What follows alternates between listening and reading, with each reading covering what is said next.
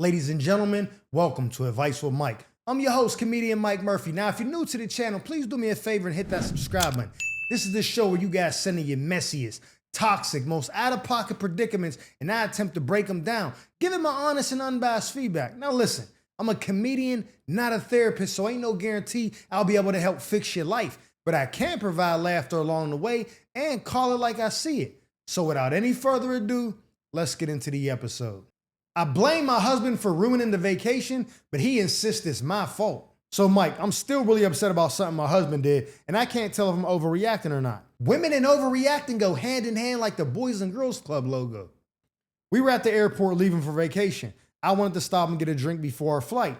Airlines and alcohol will have you on a no-fly list for sure. My husband kept rushing me and saying we didn't have time, but I felt like he was being dramatic and I didn't think it would be a big deal. I don't know you and I already don't like you. Okay, maybe I had more than one drink and I didn't keep track of time as well as I should have. And yes, the flight ended up boarding without me. You missing the flight seems like you did everybody a favor. Now sober up, you drunk. But instead of him waiting for me, my husband just left. He got on the plane and went on a vacation without me. Alexa, play I Missed the Bus by Crisscross. I ended up taking the next flight and eventually meeting him there, but the whole trip felt awkward and they ruined it for me. When you say ruined, I hope you mean you ruined it for you. I couldn't stop thinking about how abandoned and embarrassed I felt. I know I messed up, but ain't no buts. Stop right there and take some accountability. I can't shake the anger I feel towards him for not having my back and leaving me behind like that. Am I wrong for still feeling angry at him? Like this video if you think she's super full of shit. Or was what he did actually messed up too? No, because right now I don't even know if I can look at him the same. Signed, still mad and hurt. Damn, you must have still been drunk when you wrote me this letter. Land of delusion. What are you talking about? He betrayed you. He told you y'all didn't have enough time. Let's go. You brushed him off, ignored his leadership. He said, okay, cool. Went to the gate. You didn't threw back a couple, lost track of time. Now boarding flight. To Mexico. Last call. We're looking for passenger dumb and delusional. Looking for passenger dumb and delusional. This is the last boarding call. You was in there like, yeah, let me get another one. Rang you right on up, and now you get to the gate, and it's got a whole different, it say Denver on the marquee. Don't even say Cancun or wherever y'all was going no more. You're like, damn, I missed the flight. They're like, oh, shorty, that flight been took off. You calling your husband, but guess what? His phone on airplane mode because he's listening to the staff in the sky. Please turn off all cellular devices till we get in the air. He's like, all right, boop, boop, powered him off. Now you sitting there, text messages going through green, super nasty work. That's what you get. I don't feel bad. So I'm gonna tell you right now, just by the tone in the letter, I can tell you're insufferable. He probably didn't even want to go on a vacation with you because he probably knew it wasn't gonna be a vacation. It was gonna be nagging and arguing and just a headache. And he was like, no. I bet he enjoyed them few hours of peace before you pulled up to the resort like, oh, I can't believe you just had to shot a splash salt water on you. Shut up. Get the all-inclusive bed from the Jamaican dude with the, you know what I'm saying, at the swim up bar. Shut up. I don't want to hear your mouth. I told you to come. You said, nah, I got time. Went to the bar. That's on you. You're an adult. You're a big girl. You're fine. You're here now. Lesson learned. I bet you won't do that again. That's what it would have been. And I'm only giving this advice because I'm a very strict person when it comes to time and stuff like that. And if I meet someone new, I'm more forgiving. Like, I can't. If it had been like a new joint, it's our first time together, I'm probably not going to leave her. You know what I'm saying? I might be like, oh my God, let me go find her. And we both just get on the next flight. But you, my wife, we've been together. You're always doing stuff like this and tired of talking to you. Now I'm leaving you. I'm out. I'll see you when you get there. Figure it out. And then if for some reason you couldn't get a next flight, and like maybe you had to go the next day or whatever, or you had to buy a new ticket and you didn't have the funds for that, and you was like, oh, word, I'm Ubering back to the crib. And he did the whole 5-day, the 5-night, 6-day joint by himself. Oh, he probably came back feeling replenished. His body is, the factory reset happened. He good to go. Now he got another couple months of hearing you nagging before he need another trip. So the fact that he lets you know that maybe you'll listen to your husband from now on. I never understand why women get in relationships with guys and don't want to listen to them, don't want to follow their lead. Why are you with someone who you don't trust to follow their lead? As a child, you probably was hard-headed as hell. Your dad probably said, don't touch that. That's wet paint. That's hot. You got paint on your hands. You burnt your fingers, did whatever. You just don't listen. You got to find out the hard way you're one of them people. So I'm kind of glad this happened to you because it could have been something worse. Imagine y'all out partying or whatever. Night's going great, y'all drinking, having a good time, and then your husband sense danger. You know what I'm saying? He like, oh, I got to stay alert, stay alive. I peeped the fiasco about to happen. Says, yo, babe, let's bounce. Time to get out of here. One more drink. I want to dance. You're like, yo, let's go. You're like, oh, you don't tell me what to do. Like, you're always trying to, I want to have a dance. You don't control me, talking like that. And then they let off the fireworks in the spot and you get clipped. And now you, get him saying, got the arterial spray because you wasn't listening. What if something like that happened? When he tell you to go, go. What is you doing? He told you to leave, go. Y'all gonna get all the drinks you could get when you land. Don't worry about them drinks in the airport. We got to go. He's tracking the flight. He probably got updates on the phone, all that. You're supposed to turn your brain off when you're with him and just listen to what he says. But instead, you want to have your brain on, you know what I'm saying, on its own frequency. Now you got left. That's what it is. My advice to you would be to knock it the hell off and moving forward. But no, first of all, let's go back. Hold on. Rewind. Apologize to him. I know you didn't already because you feel like you can't look at him the same. You still think you're not wrong. Apologize to him. You know what, hon? I'm 100% wrong. I should listen to you. We wouldn't have missed the flight. Well, I wouldn't have missed the flight. None of this would be going on.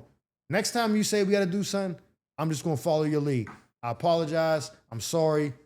It won't happen again. That's the first thing you need to do. I highly doubt you're going to do that, but that's the first thing you need to do. And then moving forward, listen when he says something. And if you feel like you're with a man that you can't trust to lead you, then you're with the wrong person. Stay alert, stay alive. If your man gives you money, are you supposed to bring back the change? Mike, I'm so annoyed right now because my boyfriend is acting weird over money. He gave me cash to get my nails, hair, and a wax done. And you think that's acting weird?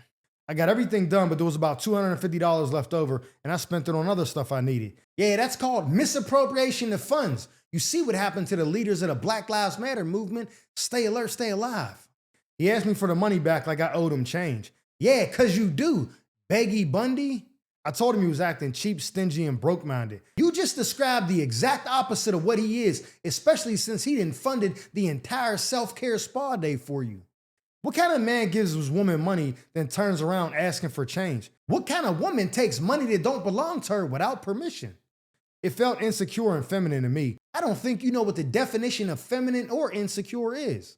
Now he's saying it's about principle and respect. But I feel like if $250 is stressing him out that much, maybe he shouldn't be trying to play the provider at all. Like this video if you think she's full of shit. Am I wrong for calling him out? Or is he really just mad his ego got checked? Shut your ass up. Stay off social media getting dating advice. Talking about some insecure and feminine. Do you even know what those words mean? Him telling you I want my money back that you didn't use is not insecure at all. What are you talking about? And it's not feminine. Because y'all don't give nobody money. So how could a dude want his change back be feminine? Y'all don't even know nothing about that. Knock it off. I think, are you trolling me? He says, I want to do something nice for you. Gives you the money to get it done. You got like a quarter piece left over and you spend it on other stuff. And then being like, yo, you asking for change back? Like you think, you know what? I just figured it out. You're used to dating drug dealers, scammers, fraudsters, you know what I'm saying? PPP loan recipients that ain't never had no business a day in their life. Meanwhile, they had no business getting the PPP loan. You're used to people who just throw money to the wind like it's a hobby. So when you get a dude now who actually works for his money and gives it to you, he's like, no, give me back the rest of the money. Like, because what happens is, I don't know how much nails and wax and all that stuff. I don't know how much none of that costs. So if my woman say, yo, I'm trying to get a wax, my hair and my nails done, in my head, I might be like, yo, that's like $1,500. Depending on the hair, I've seen chicks pay $400 or $500 just for the wig. Then the install be like $300. That's what, $700 right there, $800? Then you talk about a wax. I don't know how much that costs. I'd be thinking maybe you paying a band. Let's just say it was $1,000. He gave you $1,000. But whatever it cost, it was only $750. He was like, oh, I'm gonna go ahead and do this and get this. And he's like, oh, what's that? Oh, the money left over. Nah, where's my change at? Your change? Oh, look at you. Yeah, start talking like that. Shut up. Shut up. Talking about. It is respect and principles. He was kind enough to give you the funds to get that stuff done, which ain't on him. That's your self-care, your hair, your wax, your nails, whatever. That's on you. If a man decides to pay for that for you to get it done, bravo, kudos to him. But that's not his responsibility. Just like me getting my beard done or my head done or anything like that is not your responsibility. That's your personal upkeep. So the fact that he gave you money for it and then you took advantage of the situation and spent the change on some other stuff that he didn't know about is crazy. What if he was going to take that $250 and take y'all out on a nice dinner or something? He wanted you to look nice for it. Then he's going to spend the rest of the money at dinner. Or maybe he was going to gift it to you once you brought it back. Let's just say you brought back the $250. Oh, here the $250. Nah, babe, keep that. You know what I'm saying? That's you. Do something nice. You know what I'm saying? Go get you something. You know what I mean? Go buy you a purse or something nice. Do something, with the money. Then you'd have been like, oh my God. And it would have been way better. There's a book, a quote in the Bible. It's in Luke. Can't remember the exact thing. I always forget it. But basically, one dude pulls up to the dinner, sits at the head of the table. Whoever was running the table was like, nah, go sit at the end of the table. You know what I'm saying? And he said, it's better to humble yourself and be exalted than exalt yourself and be humble. Because now you came in thinking you was hot stuff, sat at the top of the table. Then he's like, yo, bro, what you doing? Go down to the end. You ain't up here with us. Now you embarrassed. But if you'd have came in and sat at the bottom of the table and they're like, yo, man, what you doing down there? Nah, pull up. You right here, bro. We got a seat for you. Now you like, oh, bet. You sit down. Okay, cool. That's what you should have done. Oh, here, baby, go your change. Nah, that's you. Oh, for real? Instead of being like, what are you talking about? I ain't got that change. Now you like a fool because you took advantage of this man's kindness. If you was my woman, I'd be like, nah, you know what? That's right. You keep that change because you ain't never getting you ain't getting no more hair, nails, wax, lashes, none of that. For the rest I'd have put you on indefinite punishment. Yeah, figure it out yourself now. Instead of getting this treatment regularly, you didn't took advantage of it. Now you get no treatment. That's what I would have done. So no, he's not, his ego's not getting checked, nothing. He's teaching you to have respect. Your ego's the one that got checked because you thought you could just spend the money and it would be hee, ha, ha. Nah, it ain't like that. Bring that man his money back. That's my advice to you. Apologize to that man. Tell him you was wrong and stay off social media. Listen, watching baddies and nonsense like that, getting your advice to figure out how a relationship works. Because you're going to lose a good person thinking you goddamn Natalie Nunn or somebody. Knock it off, Chief. Stay alert, stay alive. My son destroyed my house and even threatened to hit me. What do I do now? So, Mike, I'm at my wit's end with my son and I don't know what to do anymore. Call his dad. I took away his phone and PlayStation because his behavior has been out of control and he completely lost it. He trashed my house, broke things, and even threatened to hit me. Nah, see, you be trying that gentle parenting. You should have gave him a gentle concussion. I was genuinely scared in my own house. Part of me thinks he needs real consequences because clearly taking things away doesn't work. Oh, I wonder what made you come to that conclusion. I'm seriously considering having his uncle step in and scare him straight or calling the police and letting him get arrested so he understands that this isn't a game. Like this video if you think she's full of shit. I don't want to ruin his life, but I also can't live like this or be afraid of my own child. Everyone keeps judging me, but no one is offering real solutions. I bet you didn't baby that boy and now it backfired in your face. What am I supposed to do when my own son is threatening me and destroying my home? Am I wrong for thinking extreme measures might be the only thing that gets through to him? It really bothers me when I get these letters that I could tell come from single mothers, and most of the time I'm assuming that they're black based on my demographic audience, you know what I mean? And it just bothers me is because I get these letters, I want to be like, where's his dad at? Go find his dad. Why is he not intervening? That's what I want to say. But I understand that everybody's circumstances are not like that, and that's not always a viable option. So that's another story for another day. But let me just give you the advice that you're asking for. Your son's wilding out. You took the phone, took the PlayStation, destroyed the house, threatened to hit you, all that. Pretty sure he's a big kid, or he's bigger than you, or he's big enough to where he could probably do some damage to you physically, and there's nothing you could do about it. He's probably at that age. You say, yo, I'm thinking about having my uncle step in. I don't know what the situation is with his uncle, whether it's his dad's brother, your brother, whatever the case may be. But if I know that my sister or my nephew's mom is being threatened and stuff is being damaged and it's my nephew doing this, I'm whooping his ass. I'm gonna teach him. I'm old school. I'm not doing the gentle parenting, none of that. It's fisticuffs. We moving furniture. You want to act grown? You want to talk grown? You want to threaten your mom? Nah, threaten me. I'm giving him, boom, rib shots. Yeah, I'm giving him all the places that you can't see the bruising. Oh, you want to play? Bow, kidney shot. Now go piss out blood, fam. You want to keep talking? Back of the head, just give him the, you know what I'm saying, knock off his whole, you know what I'm saying, his equilibrium. He feel like he got vertigo now because I didn't cave him in. Stop playing. My sister got a son. She got two sons. Well, all my sisters got sons, but my youngest sister, she got a son, and he used to be popping off at the mouth. I caved his little chest right in. Boom! That'll give her a smooth another month of obedience from him until I got to step back in because his dad wasn't doing it. You know what I'm saying? You need to have a male figure getting his ass. Pause. Whoa. That was crazy. You need to get a male figure to show him discipline before the courts discipline him. I'm telling you right now, if you don't get a hold of that boy, you're not going to have a choice in how he's disciplined moving forward. You're going to be going down to the county, upstate to the jails to visit him because he didn't have no guidance, no male figure, no discipline, no structure in the house. I don't care who it is, whether you got to get a mentor, a football coach, basketball coach, some type of community activist, a family member, whatever. You need to get a positive male role model in his life to straighten his ass out. And then if that's not working, it's just he's going to have to learn the hard way. My nephew is going through that right now. The one that used to cave his chest in, it worked for a little bit, but then he got grown, started feeling himself. He's away from a male role model for so long, then he just starts to fall into the crowds he's hanging with. And he's a follower too. So now he's, you know what I'm saying, now he's on house arrest. I told my sister, you got to let him be, man. You got to let him live that mistake out. Now he got to learn on his own because the only person going to want to change is him. But again, I don't know how old your son is, but I'm telling you right now, you need to get a male in his face immediately to try to steer him back on course. Because once he gets to that like 14, 15, if you ain't got him then, it's over.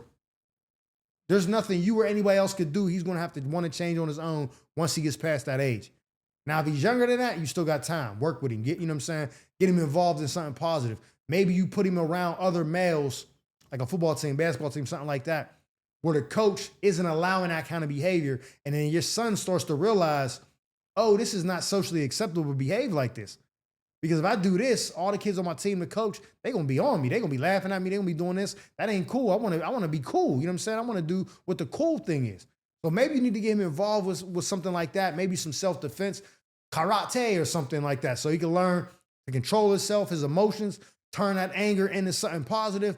I don't know, but I'm telling you right now, for the sake of you and your child, you need to have somebody intervene immediately in his life. Positive male role model. If his dad's not around, find somebody else.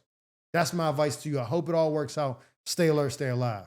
Ladies and gentlemen, that concludes this episode of Advice with Mike. I'm your host, comedian Mike Murphy. I hope you guys enjoyed me as much as I enjoyed you. And if so, please do me a favor and hit that subscribe button. Like this video. Matter of fact, leave me a comment letting me know what advice you would have gave them. And who knows, maybe you got your own toxic tale to tell about a shady friend or an entanglement you need help untangling. If so, feel free to drop me a letter at the email provided below, and I'll make sure to read it in the future segment of Advice with Mike. Now, with that being said, our time together has come to an end.